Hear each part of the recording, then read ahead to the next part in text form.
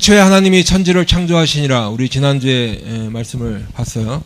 하나님께서 6일 동안 이제 천지를 창조하셨는데 2장 1절에는 보니까 천지와 만물이 다 이루어지니라 라고 말씀하고 있습니다.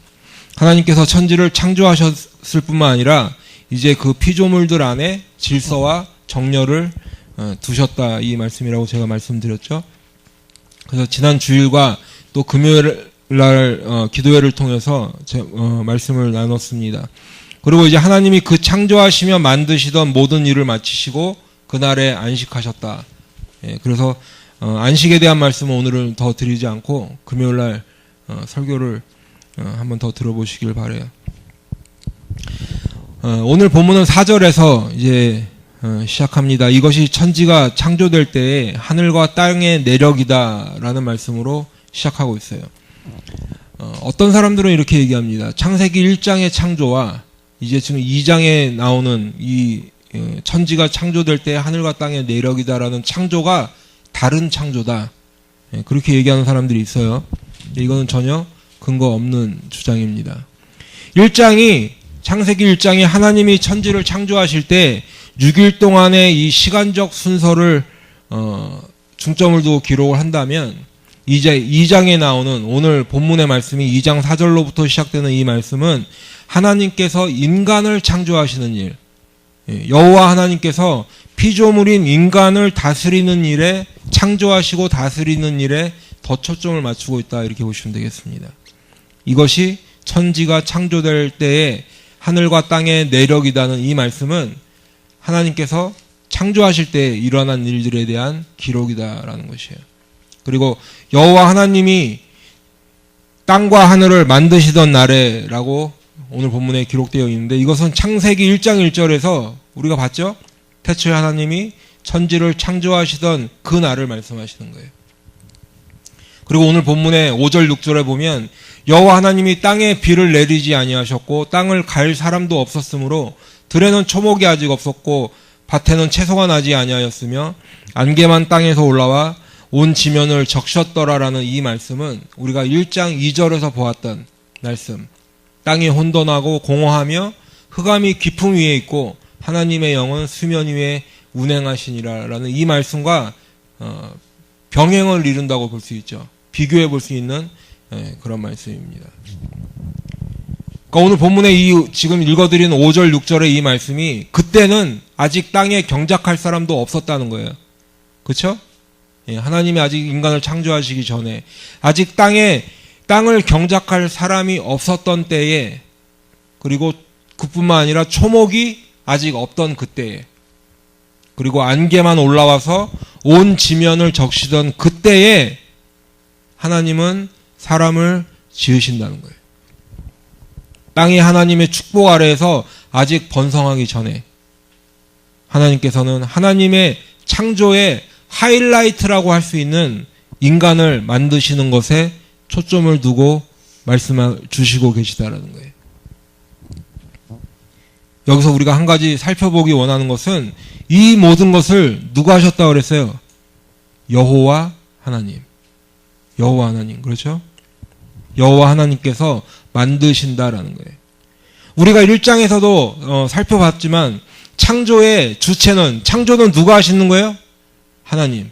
엘로힘이라고 말씀드렸죠. 엘로힘 하나님이 하시는데, 삼위일체 하나님이 창조를 하시는데, 하나님께서 창조하신 것을 선포하면서 창조주 하나님, 그 창조가 창조주 하나님의 주권과 능력으로 이루어졌다, 이것을 지금 창세기 1장에서 얘기했다면 2장에서는 그 창조주가 여호와 하나님이신데, 그 여호와 하나님이, 다른 말로는 야훼 하나님이 그 이름을 우리에게 주시는데 그 의미는 뭐예요? 여호와 하나님은 인격적이시라는 거죠. 창조주가 그저 우리를 만들어 놓고 멀리 떨어져서 관상만 하는, 바라만 보는 그런 하나님이 아니라 그 하나님은 인격적이신 하나님이시라는 거예요. 여호와 하나님이라는 것이. 그리고 동시에 인간과 언약을 맺으시는 하나님이시라는 것을 그 여호와 하나님이라는 말의 반복을 통해서 우리에게 말씀해 주시는 거예요. 그래서 2장에서만 무려 11번이나 여호와 하나님이 반복된다고 제가 말씀을 드렸죠? 금요일날. 예. 11번이나 여호와 하나님이 하셨다는 거예요. 여호와 하나님이. 분명 창조는 하나님께서 하신 것이죠. 하나님께서 주체가 되시는데, 그러나 이 하나님이 단지 저 높은 곳에 계셔서 그저 천지를 만들어 놓고 돌아가도록 내버려 두는 그런 하나님이 아니라, 하나님께서는 천지와 만물을 만드시고, 그리고 우리와 인격적인 관계를 맺기를 원하시고, 우리와 만나길 원하시고, 우리와 함께 있길 원하시고, 그리고 우리와 친히 약속하시고, 그리고 그것을 이루시고 성취하시는 하나님이 우리 창조주 하나님이라는 거예요. 여호와 하나님이시라는 거예요. 이사야 64장 8절에 보면, 그러나 여호와여, 이제 주는 우리 아버지시니이다. 우리는 진흙이요 주는 토기장이시니 우리는 다 주의 손으로 지으신 것이니이다. 여호와 하나님께서는 인간을 만드시고 그저 인형처럼 놓아두신 것이 아니에요. 여호와 하나님께서 친히 우리의 아버지가 되어주셨어요. 그리고 우리는 그분의 자녀가 되는 은혜를 주셨습니다. 그러기 위해서 하나님께서는 이제 사람에게 생기를 불어넣어 주셔요. 다시 말하면 인간에게 호흡을, 숨을 넣어주시는 거예요. 그리고 이 말은 곧 생명을 불어넣어 주셨다는 것을 의미해요. 하나님이 생기를 넣어주셨다는 것은 그 안에 생명을 주셨다는 것이에요. 하나님과의 관계가 그래서 올바로 맺어지면 누구든지 생명을 얻게 돼 있어요. 하나님과 관계가 맺어지면 생명을 얻게 돼 있어요. 하나님께서는 땅의 흙으로 사람을 지으셨다고 기록하고 있습니다. 히브리어로 하면 하나님께서 땅을 뜻하는, 땅을 의미하는 아다마로, 아다마의 흙, 아파르로 아담을 만드셨다는 거예요. 그래서 아담이라는 말이 땅을 뜻하는 이 아다마에서 나온 말이에요. 사람을 흙으로 만드셨다. 아다마의 아파르로 아담을 만드셨다는 거예요. 그리고 하나님께서 그 아담을 창조하셨는데, 아담으로부터 시작되는 인류가 바로 하나님께로부터 나왔다라는 것이죠. 그래서 누가복음 3장에 보면 예수님의 족보가 올라가다가 어디까지 가요? 그 위는 아담이요 그 위는 하나님이시니라. 인간은 흙에서부터 출발했지만 비로소 생명을 얻게 될 때가 언제예요? 하나님이 생기를 불어주셨을 때. 하나님의 생기로부터 시작되어서 그때서야 비로소 살아있는 존재, 생명이 되었다라는 거예요. 그래서 인간의 생명은 하나님께로부터 출발하였다. 다윗은 시편 36편 9절에서 이렇게 고백합니다.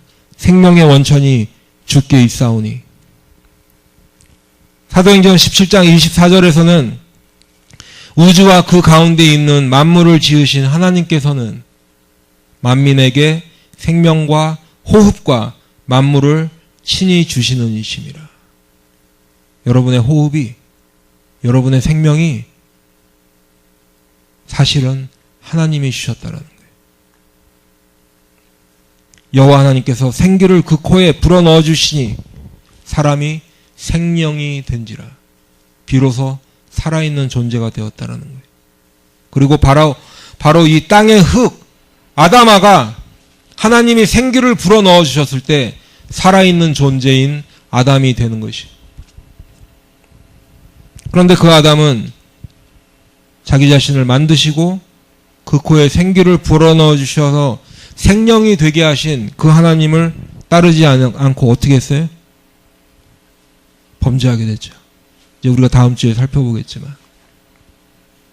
로마서 5장 12절에 보면 그러므로 한 사람으로 말미암아 죄가 세상에 들어오고 그 죄로 말미암아 사망이 들어왔나니 이와 같이 모든 사람이 죄를 지었으므로 사람이 모든 사람에게 사망이 모든 사람에게 이르렀느니라.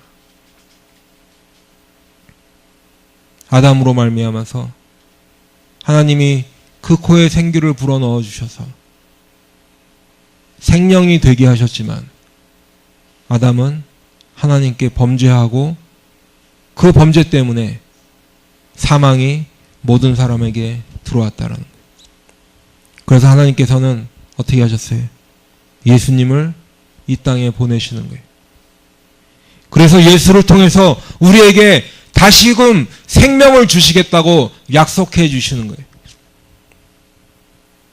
사람은 예수님을 만나야만 비로소 살아있는 생명이 되고 영생에 이르는 줄 믿습니다. 다른 방법이 없어요. 산소호흡기를 댄다고 그 생명이 연장되는 것이 아니라 바로 온전히 예수를 만날 때 사람은 생명이 되고 영생을 얻는 줄로 믿습니다. 사람이 그저 살아서 돌아다닌다고 해서 다 살아있는 것이 아니에요. 예수님을 만나서 영이 살아나야 그 사람이 진정한 살아있는 생명이 되는 것입니다. 고린도전서 15장 46절에 보면 기록된 바 첫 사람 아담은 생명이 되었다 함과 같이 마지막 아담은 살려주는 영이 되었나니. 마지막 아담이 누구예요? 예수님을 의미하죠. 예수님을 만날 때에 예수님이 살려주시는 영이 되시는 거예요. 하나님께서 생기를 불어넣어 주셨을 때 아담이 생명이 된 것처럼 우리는 생명 대신 예수를 만나야만 우리의 영이 살아날 줄로 믿습니다. 그리고 그 예수를 만나서 우리의 영이 살아날 때 비로소 우리는 살아있는 생명을 소유하는 것이, 우리의 영이 살아나야 우리를 지으신 하나님과의 관계가 또한 회복될 수 있는 것이. 고린도전서 2장 14절에는 육에 속한 사람은 하늘의 성령의 일들을 받지 아니하나니 이는 그것들이 그에게는 어리석게 보이며 또 그는 그것들을 알 수도 없나니 그러한 일은 영적으로 분별되기 때문이라. 영이 죽어있는 사람은 하나님의 일을 들어도 알 수도 없다. 어리석게 보이는 것이 그 영이 죽어있기 때문에 영의 일을 도무지 깨닫지도 못한다. 여러분의 영이 예수를 만나 다 살아나시길 축원합니다. 아멘. 최근에 우리 교회에 한국에서 방문 오셨던 자매님을 다 아실 거예요. 이분이 그동안 한국에서 교회는 다녔었죠. 예. 그저 시간 나면 가기도 하고 바쁘면 못 가기도 하고 또 피곤하면 집에서 쉬기도 하고 교회 가서 앉아 있어도 설교도 듣는 둥 마는 둥 할 때도 있고 그렇게 시간을 보내다가 그래도 교회 안 가기는 뭐하니까 갈 때도 있고 이렇게 신앙생활을 해왔단 말이죠. 그런데 이 자매님이 최근에 2주 동안 미국에 와 있는 동안에 하나님의 은혜로 예수님을 만나는 체험을 하게 됐어요. 그 은혜를 누리게 되었어요. 예수님을 인격적으로 만나는 그 은혜를 체험하고 간증을 하게 되었어요. 이제 다시 한국으로 돌아갔는데 어제도 잠깐 통화했지만 이제 만나는 사람마다 복음을 전해. 만나는 사람마다 예수를 얘기해. 본인이 받은 은혜를 나누고 있어요. 예전에는 사람 만나는 것이 그렇게 즐겁지도 않았고 그저 만나도 할 얘기도 없었는데 이제는 누군가를 만나면 예수를 얘기하는 거예요. 그 받은 은혜를 얘기하는 거예요. 영이 살아나니까 하나님이 믿어지는 거예요. 영이 살아나니까 예수를 전하는 거예요. 그렇죠? 우리가 다 봤잖아요. 하나님을 만나서 그에게 하나님의 영이 임하시니까 비로소 살아있는 생명이 되는 거예요. 영이 죽은 사람이 도저히 이해도 못하고 어리석게만 보이고 하던 것들이 영이 살아나니까 이제 그 자매에게는 가장 귀한 것이 되고 있어요.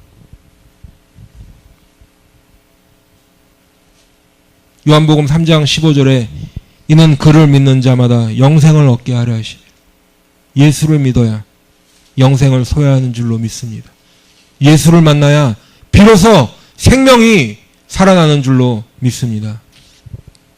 여러분, 생명은 하나님이 주신 것이라고 말씀을 드렸죠. 생명은 하나님이 주신 것이기 때문에 그 하나님의 생명을 받은 사람은 마땅히 하나님을 섬기게 되어 있어요. 신명기 6장 13절에서 보면 내 하나님 여호와를 경외하며 그를 섬기며라고 했어요. 하나님의 생명을 받은 사람은 하나님을 섬기게 되어 있는 것이. 그리고 그 생명이 있는 사람은 하나님의 말씀을 가까이 하게 되어 있어요. 신명기 6장 6절에도 보면 오늘 내가 네게 명하는 이 말씀을 너는 마음에 새기고라고 했어요. 하나님의 생명을 받은 사람은 하나님의 말씀을 가까이 해요.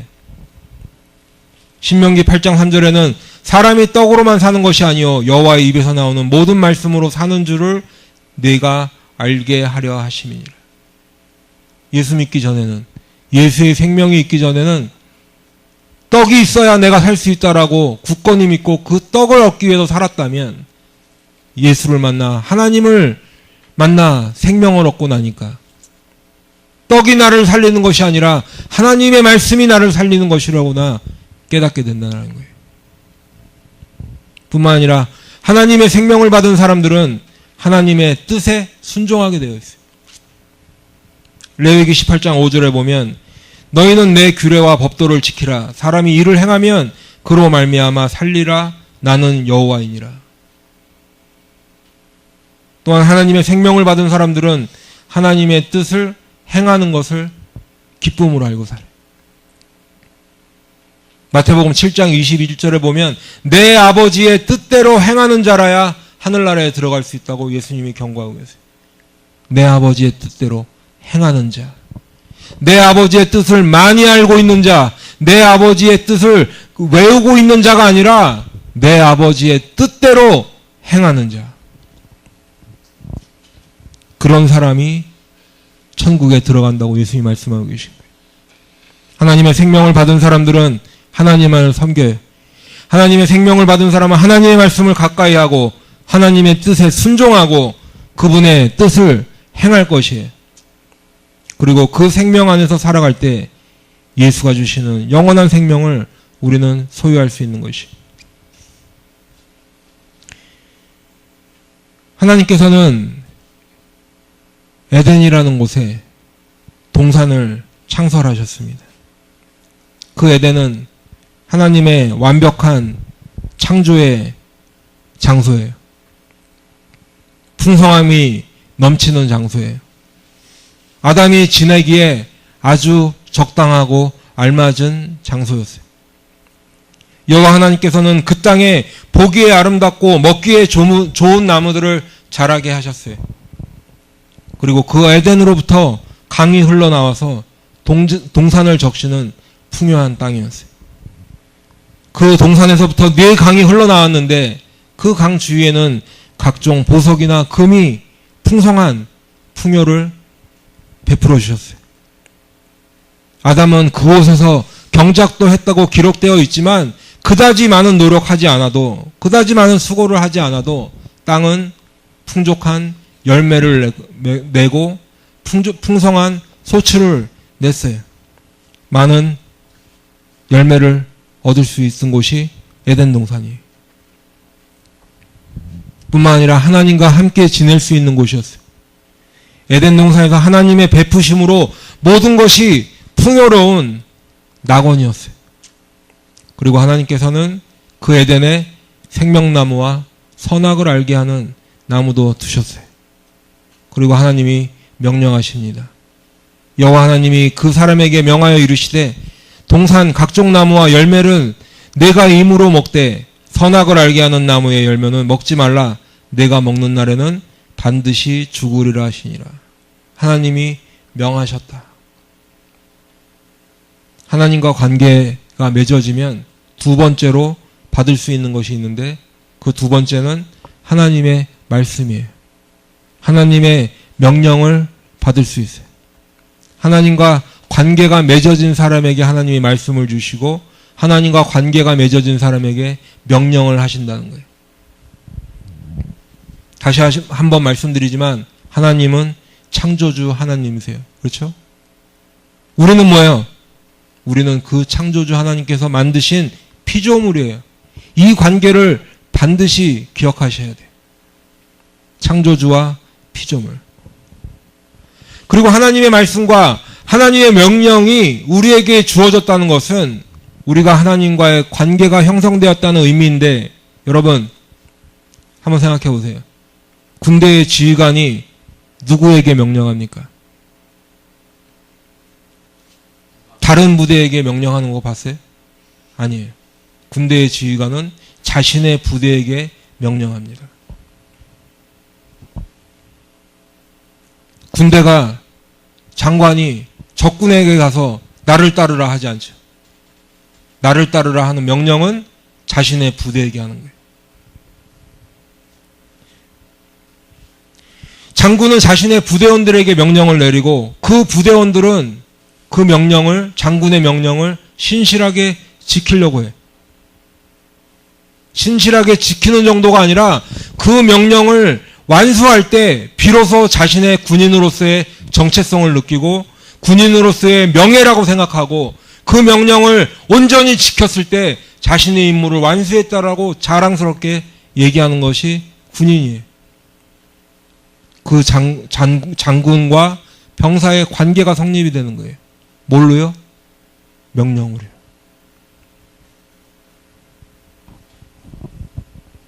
그 병사는 그 장군의 명령을 온전히 따를 때, 온전히 순종하고 따를 때 전쟁에도 승리할 수 있고 자신의 목숨도 구할 수 있는 거예요. 하나님이 아담에게 명령을 주신 것은 아담아, 너는 내 아담이야 라고 말씀하시는 거예요. 아담아, 내가 너를 만들었어. 내가 너를 만든 창조주 하나님이야. 나 여호와 하나님이 에덴의 낙원을 만들고 거기에 둔 하나님이야. 내가 너를 그곳에 두었어. 하나님의 명령은 창조주 하나님과 아담의 관계를 맺어주는 하나님의 말씀인 것입니다. 그리고 아담은 자신을 만드신 그 창조주 하나님 앞에 하나님의 말씀과 명령을 순종함으로 온전히 들었어야 했어요. 그런데 아담은 어떻게 했어요? 아까도 말씀드렸지만 여러분들 다 아시는 대로 하나님의 말씀에 순종하지 않았죠. 아담과 하와는 자신들의 범죄함 때문에 하나님께서 베풀어 주신 그 낙원을 누리지 못하고 에덴에서 쫓겨날 수밖에 없었어요. 그런데 여러분, 하나님의 놀라운 구원 계획이 여기에 있습니다. 범죄함 때문에 에덴 동산에 이제 하나님과 같이 있게 될 수 없음에도 불구하고 하나님께서는 마지막 날에 이 에덴이 회복될 것을 말씀을 통해서 우리에게 알려주고 계세요. 요한계시록 22장 1절부터 5절의 말씀에 보면 또 그가 수정같이 맑은 생명수의 강을 내게 보이시니 했어요. 하나님과 및 어린 양의 보좌로부터 나와서 길 가운데로 흐르더라. 여러분, 에덴에서 시작된 강물이 네 갈래로 흘러 그 풍요함을 상징했다라면 이제 하나님께서 회복하실 그 에덴에는 하나님과 어린 양의 보좌로부터 흘러나오게 된다고 말씀하고 계세요. 강 좌우에 이제 생명나무가 있어 이제는 선악을 알게 하는 나무는 없고 오직 생명나무만 있는 그 에덴. 12가지 열매를 맺되 달마다 그 열매를 맺고 그 나무 잎사귀들은 만국을 치료하기 위하여 있더라. 다시 저주가 없으며 하나님과 그 어린 양의 보좌가 그 가운데 있으리니 그의 종들이 그를 섬기며 그의 얼굴을 볼 터이요 그의 이름도 그들의 이마에 있으리라. 다시 밤이 없겠고 등불과 햇빛이 쓸데없으니 이는 주 하나님이 그들에게 빛이심이라. 그들이 세세토록 왕노릇하리로다. 하나님의 종들이 그를 섬긴대. 하나님의 종들, 그러니까 목사님들만 생각하시는 것이 아니라 예수를 믿는 모든 성도들은 다 하나님의 종이고 그 하나님의 종들이 하나님을 섬기게 되는 것이. 그곳에서 하나님의 얼굴을 뵙는데요. 모세도 직접 보지 못했던 그 하나님의 얼굴을 그 에덴에서 이제 우리는 보게 되는 것이, 하나님의 이름이 이마에 있는 예수의 사람들이 빛 대신 예수님과 빛 대신 주님과 영원히 함께하게 되는 그 새로운 에덴이 회복될 것을 우리에게 말씀을 통하여 약속하고 계신 거예요.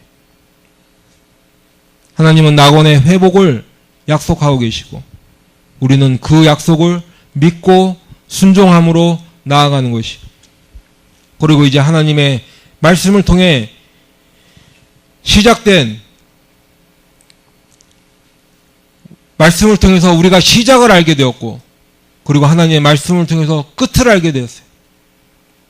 시작과 끝을 아는 우리는, 예수를 믿는 우리 성도들은 이 생명으로 인도하는 좁은 문과 좁은 길을 기쁨으로 걸어가게 되는 것이. 우리가 아까 잠깐 얘기 나눴는데 예수 믿으면 이것도 못하고 저것도 못하고 억지로 그 길을 걸어가는 것이 아니라 그 새 에덴을 바라보니 하나님께서 예배해 놓으신 그 하늘나라를 바라보기 때문에 눈에 보이지 않는 그 하늘나라가 이 땅에서부터 우리 마음 가운데 이루어지고, 좁은 문, 좁은 길이 협착하고 사람들은 불평하고 그 길을 왜 가느냐고 미련한 짓이라고 하겠지만, 그 길에 생명이 있음을 발견한 우리는 그 길을 기쁨으로 걸어가는 줄로 믿습니다. 우리가 오늘 본문에서 이 중요한 말씀을 하나 더 살펴보기 원해요. 본문 뒤에 있는 말씀이죠. 18절에 보니까 하나님께서 아담을 위해 돕는 배필을 지으셨대요. 이 말씀을 들으면 돕는 배필이라 하니까 우리는 대개 가정에서 어떤 여성, 아내의 역할이나 정체성을 떠올리실 거예요. 그리고 이 말씀을 듣는 여성분들은 남성들에 비해서 뭔가 살짝 손해보는 것도 같고, 왠지 돕는 배필이라고 하니까 순위에서 밀리는 것처럼 생각도 들어서 하나님 참 섭섭하네요, 이런 감정도 드실 거예요. 그래서 부부싸움이라도 하려 하면 남편들이 또 한마디 하죠. 하나님이 아내는 돕는 배필로 지으셨는데 당신 나를 도와야지, 이렇게 하면서 또 그 속도 긁는단 말이죠. 물론 하나님께서 아담이 혼자 사는 것이 좋지 않아서 돕는 배필을 지으셨어요. 말씀에 그대로 써 있는 대로 그렇게 지으셨습니다.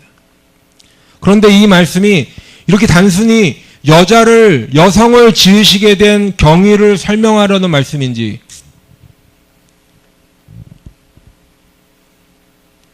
한번 우리가 봐야 된다는 거죠. 가정에서 여성의 정체성을 확립해서 그저 남성을 돕는 불완전한 존재로 이렇게 정체성을 알려주시기 위해서 주시는 말씀인지 우리가 한번 자세히 좀 보자라는 거예요. 하나님은 돕는 배필을 지으시겠다고 하시고 바로 하와를 지으신 것이 아니라 19절에 보니까 여호와 하나님이 흙으로 각종 들짐승과 공중의 각종 새를 지으시고 아담이 무엇이라고 부르나 보시려고 그것들을 그에게로 이끌어 가시니 아담이 각 생물을 부르는 것이 곧 그 이름이 되었더라. 아담이 모든 가축과 공중의 새와 들의 모든 짐승에게 이름을 주니라. 하나님이 18절에서 돕는 배필을 지어야 되겠다고 말씀을 하셨는데 바로 하와를 지은 것이 아니라 갑자기 흙으로 각종 동물과 새들을 지으세요. 그러더니 그 동물들을 아담에게로 이끌어 가세요. 그리고 아담이 어떻게 이름을 짓나 보고 계신 거예요. 근데 아담은 그저 이름을 지었어요. 아담의 상태나 감정이 하나도 기록이 되어 있지 않아요. 그렇죠? 아담을 위해 돕는 배필을 지으신 것이 아니라 왜 들짐승이나 이 가축들을 먼저 지으시고 아담에게 이끌어 가셨나? 이끌어 가셨다라는 거죠. 그리고는 아담이 그 이름을 다 짓는 것을 보시고 이제 20절 마지막에 보면 아담이 돕는 배필이 없으므로 다시 언급하고 계세요.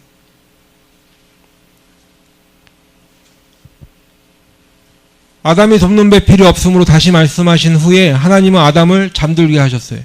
그리고 그의 갈빗대 하나를 취하시고 그 갈빗대로 여자를 만드시고 그를 아담에게로 이끌어 오십니다. 아담이 이르되 이제 아담의 감정이 나와요. 노래가 나와요.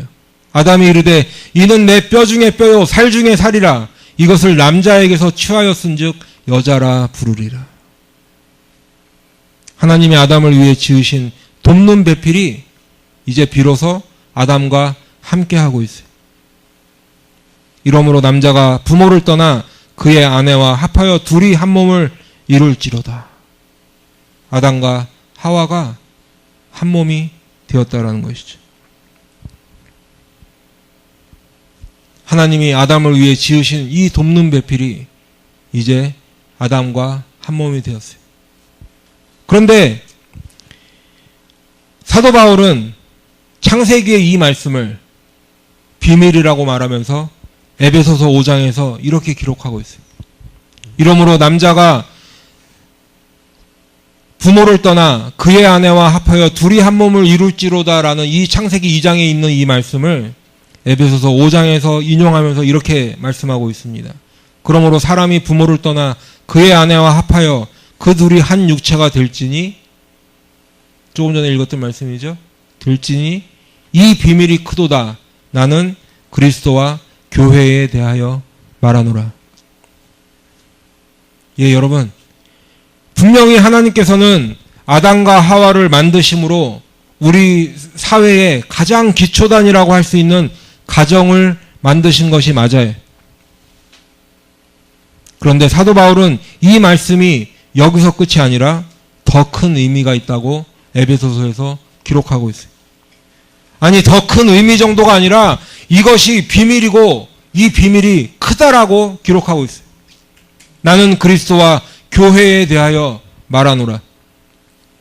창세기의 이 말씀이 그리스도와 교회, 그리스도와 예수를 믿는 성도들에 대한 말씀이라고 사도 바울은 우리에게 풀어주고 있습니다.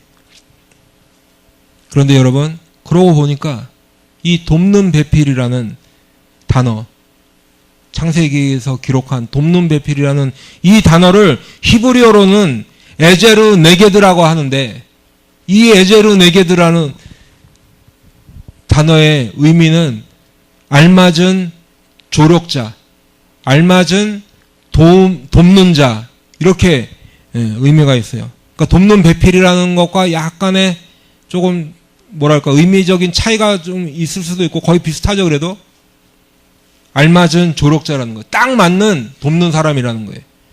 그런데 성경에 이 에제르 네게드라는 이 말이 나올 때는 주로 도우시는 하나님을 뜻해요.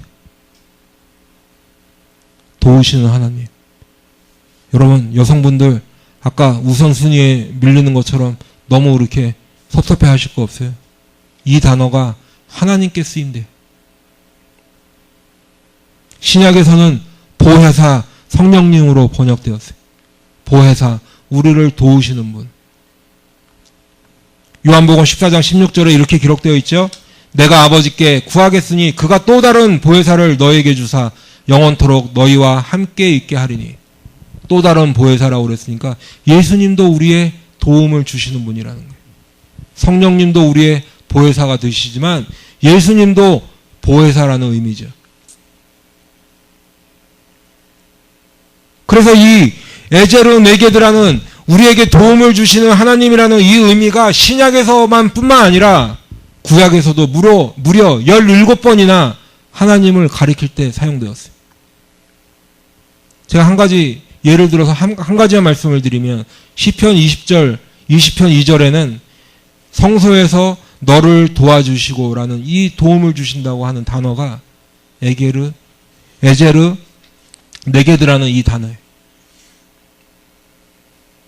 그러니까 성경에서 말하는 돕는 배필은 우리가 생각하는 것처럼 어떤 좀 우선순위에서 밀리고 뭔가 약간 열등한 조력자를 의미하는 것이 아니에요. 그보다 훨씬 더 큰 의미가 있어요. 고차원적인 의미가 있는 것이. 그리고 바로 궁극적인 돕는 배필은 바로 하나님 자신이라는 거예요.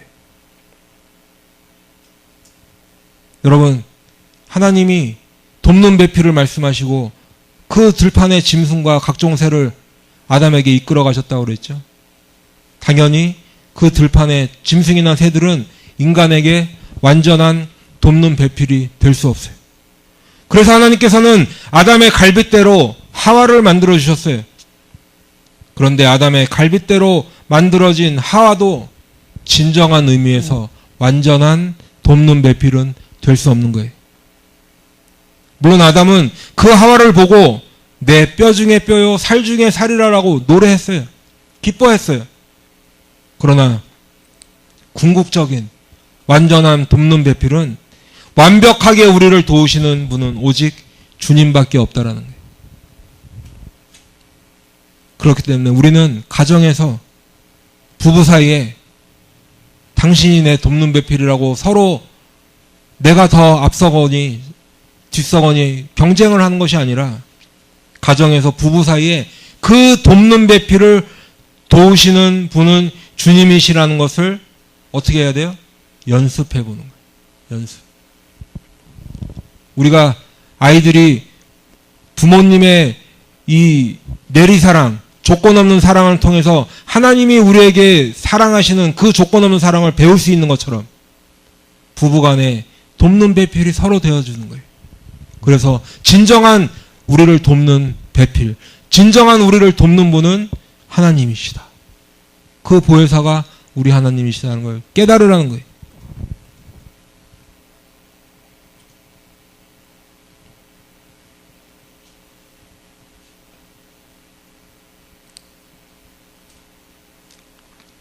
우리를 완전히 도우실 수 있는 분은 하나님이시고, 그리고 그리스도와 교회의 관계는 우리에게 주신 큰 비밀이고, 보혜사이신 성령님은 우리를 도우시는 분이라 이것을 가정에서부터 깨달으라는 거예요.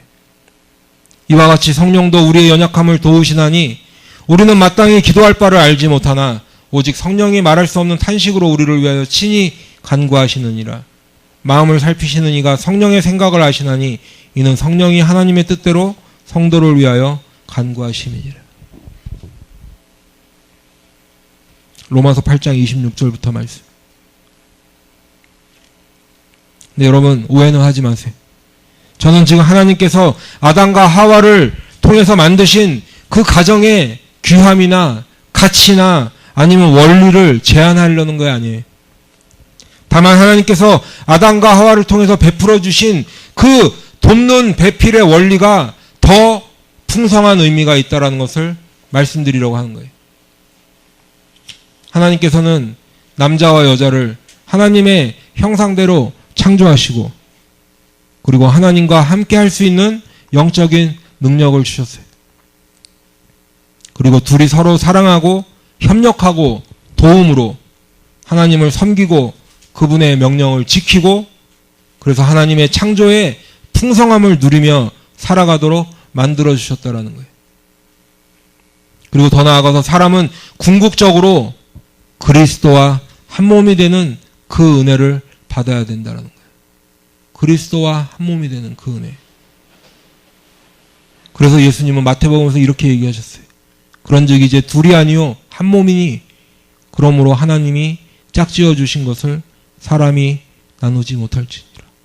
하나님이 우리에게 다가오셔서 그리스도와 한 몸이 되길 원하셨는데 사람들은 하나님이 짝지어 주시고 네가 내 아담이야 라고 말씀하시는 그 하나님을 향해서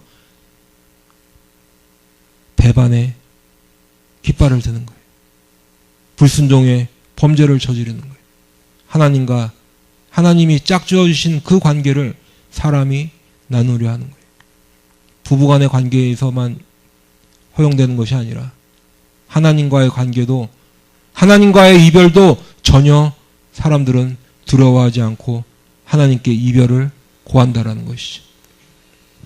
사랑하는 성도 여러분, 하나님은 흙으로 아담을 지으시고 그에게 생기를 불어넣어 주셔서 그 아담을 생명이 되게 하셨습니다. 하나님을 만나 하나님과 관계가 맺어진 사람은 이제 생명을 얻고 그리고 그분의 명령과 말씀에 순종하는 은혜에 거한다고 제가 말씀을 드렸어요. 여러분은 어떠십니까? 하나님과 관계가 맺어지셨습니까? 하나님이 주시는 생명을 소유하셨습니까? 하나님의 명령과 말씀에 순종이 되십니까? 하나님의 명령과 말씀에 순종하는 것이 여러분의 기쁨이십니까? 만일 그렇다면 정말 감사한 일이에요. 하나님과의 관계가 맺어지고 하나님의 생명을 받았다면 너무나 감사한 일이죠. 그런데 혹시라도 하나님과 내가 아무런 관계가 없다라고 여겨지면 하나님은 그저 성경에 나오는 신이고 나는 나대로 살아가는 인간 누구누구고 한다면 너무 슬픈 일이죠. 그런데 여러분, 그래도 낙심할 필요 없어요. 지금 여기서 하나님과의 관계가 없다고 깨달아졌을 때가 바로 시작점이 되는 거예요. 거기서 낙심하는 것이 아니라 지금 주님을 찾으시길 바래요. 지금 주님께 그 구원의 은혜를 베풀어 달라고 간절히 기도하길 바래요. 하나님과의 관계가 맺어지게 해달라고, 하나님이 주시는 그 생명을 나에게 달라고 지금 기도하시면 되는 거예요. 하나님은 우리에게 가장 완전한 돕는 배필이 되어주신다고 약속하셨어요. 우리는 그 약속의 말씀을 붙잡으면 되는 거예요. 그리고 주님께 간구하면 되는 거예요. 주님은 우리에게 구하는 자에게 받을 것이라 약속해 주셨습니다. 구하는 자가 받을 것이다. 구원의 은혜를 구하는 우리 모두는 하나님의 약속대로 그 구원의 은혜를 받게 될 줄로 믿습니다. 이제 기도하실 때 하나님과의 관계가 오늘부터, 지금 이 순간부터 맺어지길 원합니다. 기도하세요. 그래서 하나님이 주시는 그 생명을 받고 싶어요. 나의 영이 살아나 하나님을 믿고 예수님 주시는 그 영생을 소유하길 원한다고 기도하시기 바랍니다. 우리 다 같이 한번 기도하겠습니다.